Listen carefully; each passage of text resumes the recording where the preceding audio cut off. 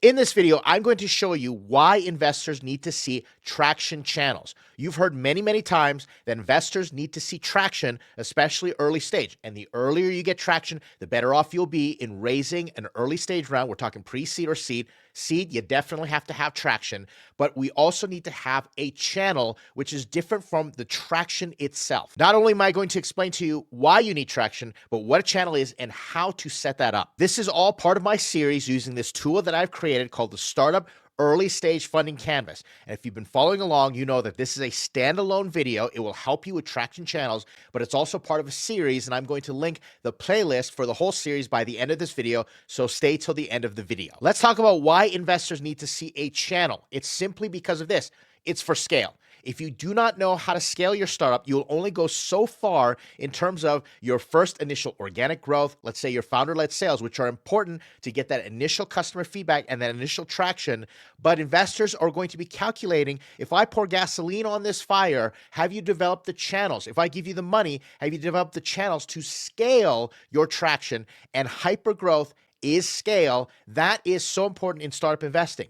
It's different from a small business where you can just grow. If you grow 10% month over month, or you grow 10% year over year and you're getting traction, that's a very solid business. But in startup land, you need to be growing 10% week over week. And there's only so many hours in the day and so much capacity that you have as a founder to sell, which is important. And I'll walk you through all the steps to get to this point in time before you peter out. And investors need to know, all right, what channels am I investing in? If I give money to you, what channels will you start to cultivate, or have you already cultivated, so that I can predict the growth, that up and to the right exponential growth that all startup investors are looking for? Remember, this is different than just standard healthy growth for a small business or any business. We're talking about hyper growth in startup land that leads to disruption and leads to unicorn status. Before we continue, my name is Ed Kang, 7-time funded founder with 2 exits. Again, as I say all the time, that's just a fancy way of saying I failed a bunch of times. Some people don't like me saying this over and over again, but I'm reminding you all to learn from my mistakes, because this is to your benefit as much as I like to share my success. I'm going to try and help you, especially in early stage fundraising.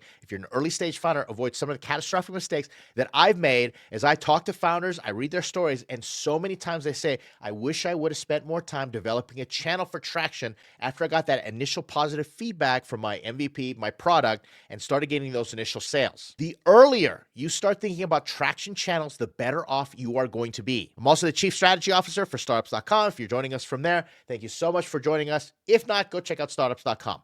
Leave a like, comment, subscribe, do the YouTube thing. Always helpful. Would love to hear from you.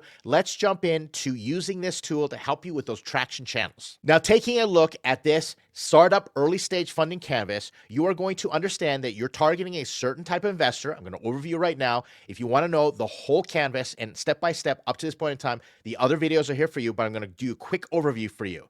You're targeting the right investors for your stage, and you're making sure that you're gathering the key metrics that they need to see. You need to be ready to share those metrics. And you start off first by understanding your product unique value proposition, and it's clear, concise, compelling, and contrarian, and you're able to tell the customers and the investors, this is what we're building. You've got it validated.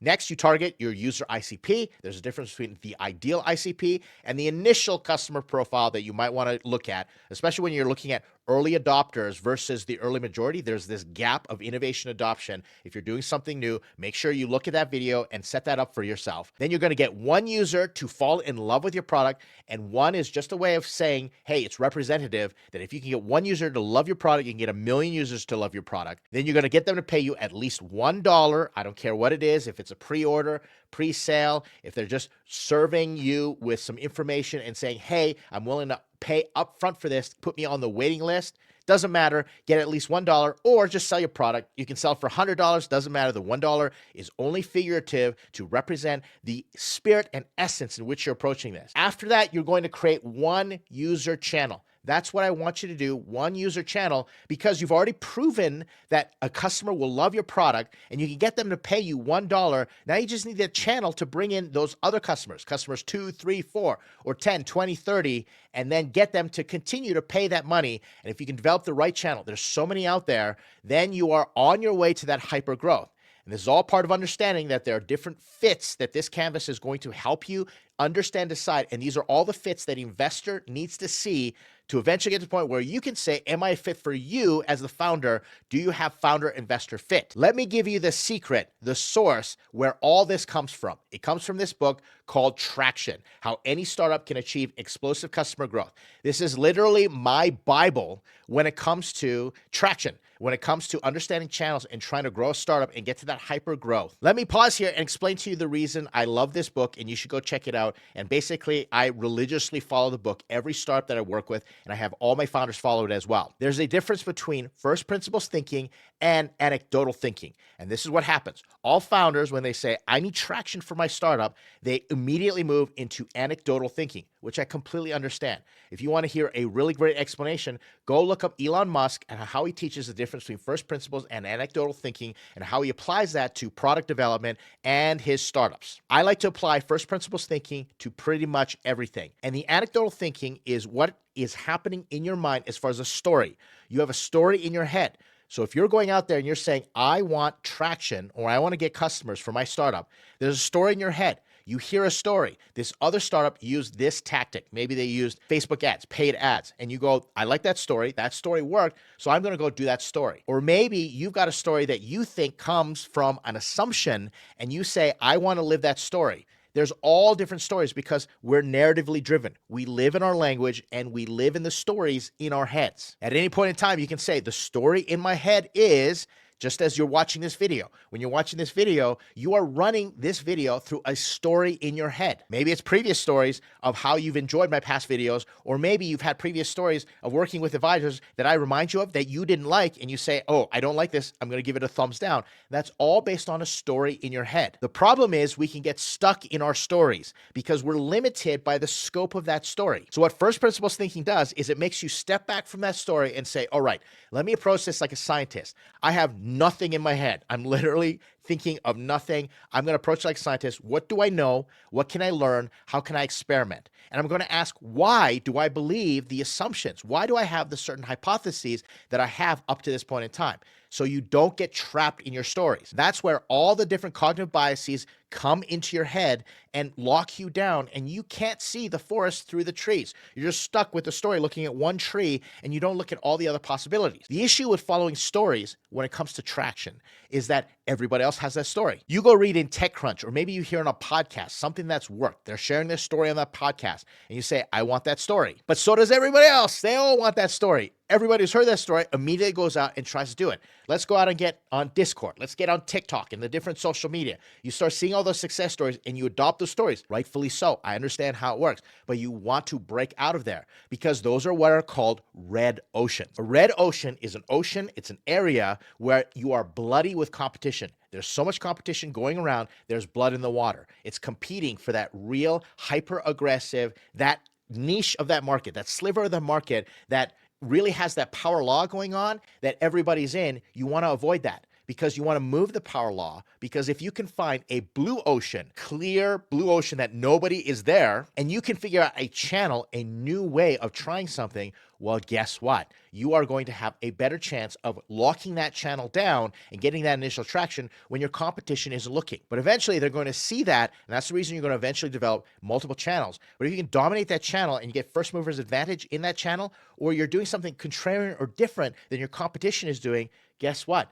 Blue ocean, you've got blue ocean, blue sky ahead, nowhere to go but up. It's going to be great, and you're not going to be bloody with the competition. So what this traction model does is it makes you approach all the channels with a first principles approach. You're going to say, you know what? I know I've got stories in my head, but I'm going to set those aside and I'm going to just approach it like a scientist and maybe find something unconventional, something against the grain that doesn't have all the competition. And that's what investors love to hear. You can tell an investor, everybody's going this way into the bloody red ocean and they're overpaying for their ads. LinkedIn, it's so bloody with competition that the price for attention is overinflated, but I've gone over here where the cost of attention is so low, and guess what? Our cost of customer acquisition goes low, our unit economics look really good, and if you give me the money, I can keep pouring gasoline on that fire over in this blue ocean. That sounds really weird, lighting a fire in a blue ocean, but it works. The investor is going to get excited, and you're going to show yourself as an insightful founder who can figure out how to hack traction,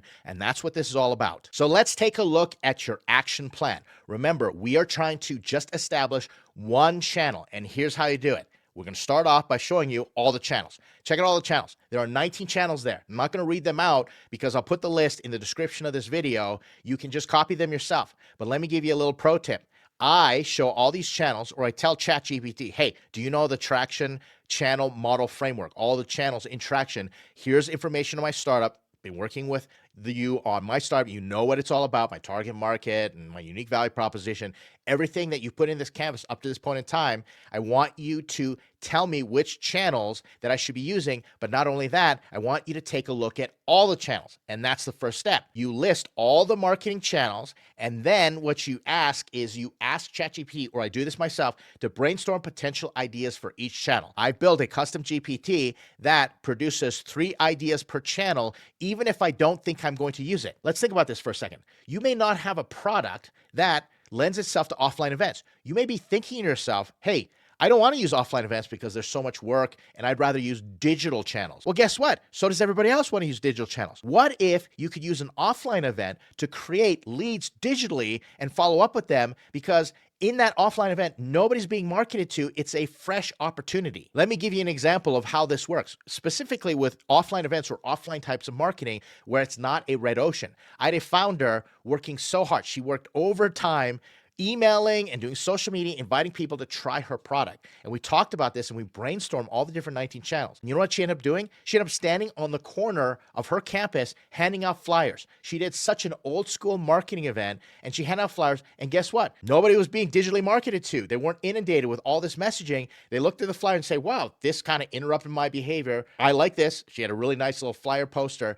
And guess what? All the people came to her first product. They came and tried it out. It was an online event type thing, like a social type thing, and it worked out well. And so she kept doing that. And all she had to do is keep going back to that tactic to eventually bring people to her online event. And then she captured the information and she could keep remarketing to them. So who knows? Maybe you need to go outside the box, go to that blue ocean and try something that everybody else is not doing. So once you brainstorm ideas for each channel, you are going to select the most promising channels. Just limit it to 3 to 5. That's it. The brainstorming part is the first principles approach. You ask yourself, okay, I may not have been thinking about it, but if I did use offline ads, if I did use email marketing, if I did use straightforward sales, or what would viral marketing look like? Let's brainstorm. And this is where you can get your co-founders, your collaborators, advisors like me involved. If you're part of startups.com, we're happy to do this with you. You can brainstorm them and then go, let's just be open. And then let's select the most promising 3 to 5 channels. That way you're not tunnel visioned,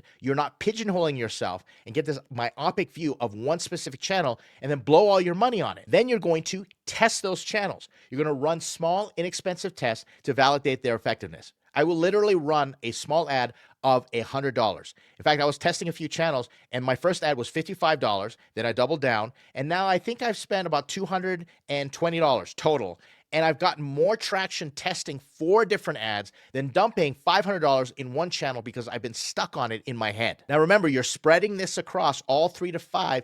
Be experimental. Run a test. Just like an MVP, traction MVPs are worth testing. Then you're going to identify the channels with the best results. That means you're collecting your metrics. Keep this in mind. Remember, eventually you're showing investors key metrics, and they also want to see the metrics eventually when they do diligence of the channels that don't work. They'll help you. A good investor will help you analyze that data. But we can't help you unless you bring us that data. And that's the same for advisors. Bring the data. So identify the channels, track the data that allows you to say, hey, these are the best results. And then you're going to focus and you're going to double down. You're going to invest more on scaling and optimizing that channel. You're going to say, okay, I spent $100. What if I spend $500? Do the unit economics work out? Customer acquisition costs. When I get a return on ad spend in one channel, let's say you're doing advertising, does that continue or are there diminishing returns? And you're testing multiple channels, remember, and then you can compare them to each other. And then finally, you're going to keep metrics to tell investors. Remember, you only need one channel. That's all an early stage investor wants to see is one channel. So keep those metrics, share them, and then tell the investor what you got going, and you're going to see that growth graph. Show them the growth graph of week over week, month over month growth. Here are two examples that I have for you here. This is the traction metrics month over month for my YouTube channel. Notice that I had a little bit of a spurt, a hockey stick growth, and then it dipped because I got sick, and I'm able to tell investors that story.